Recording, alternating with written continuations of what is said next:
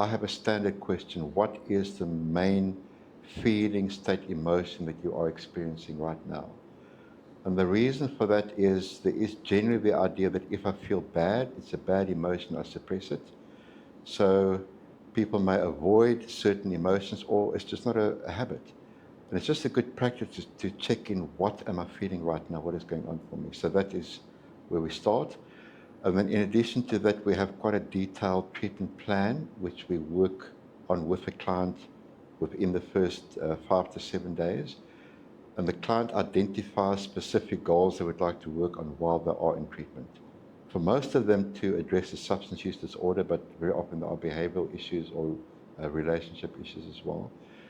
So the focus is then on the goals, although the session is not limited to the goals. We may have a goal for the person wanting to address anxiety, but something else has come up at home. So the client really determines what the session is all about. So they do a bit of debriefing, share where they are at, and then we look at if there's any kind of approach we can use to help address that particular issue. The point being, it's different for different clients and at different times. So that's sort of the basic essence.